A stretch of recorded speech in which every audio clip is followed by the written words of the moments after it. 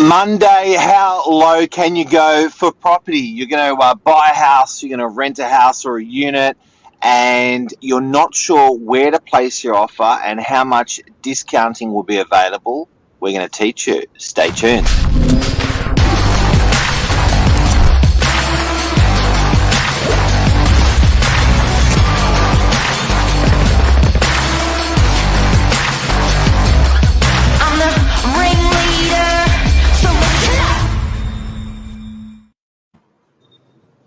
Good morning. Good morning. How are you, Billy Bob? Good. Master negotiator, Mark Novak, on air this morning. 32 years of real estate. I've learnt something. How low can you go? Probably everyone's got their own interpretation of this, because some people sort of strategize thinking I'm going to lowball and I'll work my way up. Some people just give one offer and that's all you get from them. Some people like to use the guide as a guide and work somewhere in the middle. So it's really interesting.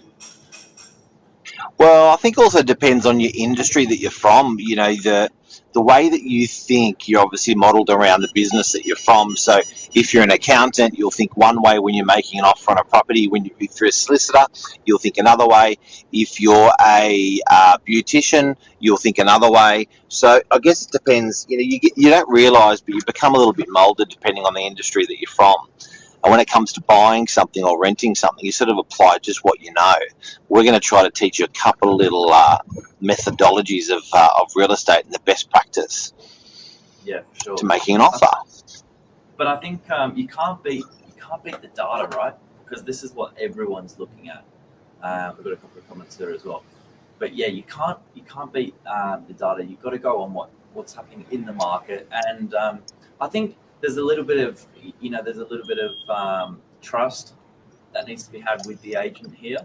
And if you can work with them, whether it's rentals, whether it's buying, it's going to help you. But let's have a look at what. Now, I also don't believe one thing out there whilst making an offer. I don't believe people make offers enough. So what actually happens with people out there in general is they will offer on. They will see 10. They'll offer on 1. They'll see 20, they'll offer on 1. They'll see maybe even 50, and they'll offer on 1.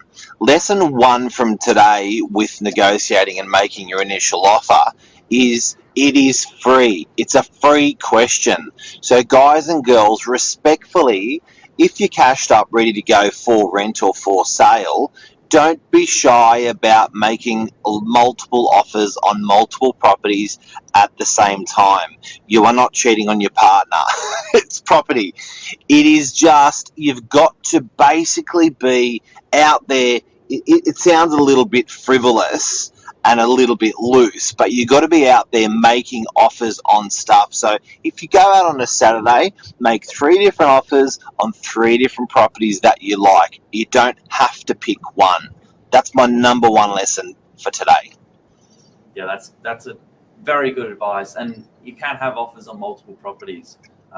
So if you're seeing 1 or 2 that you like, you don't need to do the hypothetical numbers in your head, toss it up, and then wait for the agents to sort of come back to you. You can get something in and see what sticks. It's free. Absolutely. And you know, people treat it like they're getting married to the property. You are not. Like, it is, you know, the value proposition will really stand out. Now, Billy, when you're putting in the offer, what's the metric out there? Like, is there should you be offering 10% below? Should you be offering 10% above? Where should you place your offer down when you throw the gauntlet out? Well, with a price guide, and this is for the whole industry, not just our Novak properties. With a price guide, there's up to a 10% range. So that's generally what the owner's been quoted, generally what the parameters look like. And it gives you some goalposts to work towards as a buyer. So a guide price was basically replaced from offers over. So it gives you a great starting point, but generally speaking, it's a guide, right? it's not necessarily a for sale price. So I think buyers can get frustrated with that until they've been walked through that process. Now, don't get me wrong, not all properties sell 10% more than the guide, and not all properties sell on the guide. So it can give you, as I said, some goalposts, but that's confusing. Yeah, it's a range. Something that people should know is that we are regulated as an industry. So real estate agents can get fined if they're misguiding a property, if they're being false, misleading, and deceptive with their pricing. So there is a expectation. So we're monitored by the Office of Fair Trading, and the Office of Fair Trading has said that we must be within 10% of what we've put in writing to our owners. We must be within 10% of what we're putting in writing to our owners. So they've allowed leeway, but not too much leeway. So when you see something selling for 20 or 30% more, it is generally a freak of a circumstance where that happens. But just remember, there is, respectfully, and people that are doing stuff by the book in the industry, we're trying to keep it within 10% of what we know with recent prices and sales in the area, if that helps. And you can always ask for those recent sales because they've been provided to your owner as a case study, and they've been I like that on hand. So if you've got a bigger problem if the agent can't actually provide you with 3 recent sales, that's a bigger problem. I like that. So that's a great question to ask. Again, where are you going to put your offer in when you're going to be renting a place, or you're going to be buying a place? I think for the rental market, it seems to be on the asking price. And look, in circumstances, people at their own choice will put an offer in higher if they're looking to secure the property, and equally if the property's been on the market a little while, they don't see value at the asking price, they'll tuck it in under. So I guess it's the same as for sale. However, with that being said, that whole market's also become really regulated. So to take away that rental bidding scenario, people have often put their asking price a little bit more bullish because you can't work your way up anymore. And people are buying properties every day, all day, every day. It's a big thing. Couples, singles, families are spending $1 million or $500,000 on buying something, a once in a lifetime or twice in a lifetime opportunity purchase. This is an important thing as to where you're going to put your offers in and the formula. But what I do have to say is that right on the bottom of the screen there, Billy? What's that? What's the formula for property investing? Not sure if we got that right, that title right on the bottom.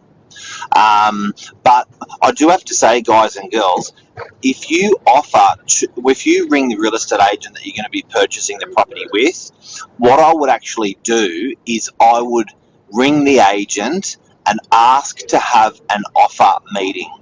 Now, an offer meeting is where you're going to sit down with the agent that's selling the property. May go for 2 minutes, it may go for 20 minutes. And it's actually going to allow the real estate agent to understand what you need, and it's going to allow for you to understand what the agent and the seller needs when they're selling that property that you're after. And the reason why I think this is so important is belly to belly, eyeball to eyeball. You get so much more out of it rather than an email, rather than an SMS, rather than a phone call. If you can get belly to belly with a real estate agent, and it also allows you to understand and dig deep as to, it's not just about price. It's about, where are these guys going? How can you help the person that's selling move into the next place? Do they need a longer settlement? Do they need a shorter settlement? Who are they? Who are you? And it actually gives, I've seen clients choose buyers based on who they are. So often I've seen elderly couples helping younger couples with money.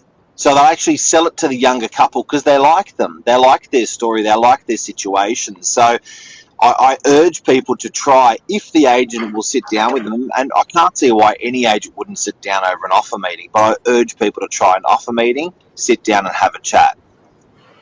Yeah, it's good advice. I've seen cover letter thrown in with like a bit of a brief as to who they are, what they do, particularly first time buyers. That's been successful. So yeah, the more information. I've seen pets thrown in. Photos. I've had a couple of properties where the pets have actually stayed because the elderly person was going to a retirement village, for instance, and they were so concerned about their pet, and the incoming purchaser took over and kept the pet. Wow. Dogs, cats, whatever. Yeah. So, you can imagine if you're selling a place, it's not just about dollars. So have that offer meeting, guys. Probably my biggest piece of advice out of today. And make offers. Just before we leave you, though, let me show you what the market's doing, because I thought this was really interesting. Everyone's hearing the growth in the market at the moment. You can see here, again for April, 0.23% growth, 6.6% higher than April 2023. That's 16 months of consecutive growth. Everyone's feeling like the market's moving, which is a great position to be in for a seller. But vendor discounting, something that we are seeing in the marketplace, and I'm going to show you where it's happening most in just a second. But that's a bit of a graph. You can see the direction it's sort of heading in. I thought this was fascinating. Obviously, largely impacted by limited stock, high migration, rental. The fierce sort of rental market. But this is where it's happening, so it's pretty much in your back garden, and I'm sure you can sort of zoom in there. But Northern Beaches, we're down the bottom here. So what does that graph mean, vendor discounting? If I read that correctly, half the people out there, after they advertise the initial price, they discount it? Yep, correct, and it's happening in more areas than others, but that's right. And less people are discounting in the last year than the year before. The year before, a bucket load more people discounted. So, yeah, that's interesting. After they get the initial tag price, they're having to drop it a little bit more. And that all depends on where that's set. You can be a bit more bullish to begin with and meet the market if you go out to the portals. But generally speaking, you can't lie. This is straight out of realestate.com. Number one. For volume, particularly in our area.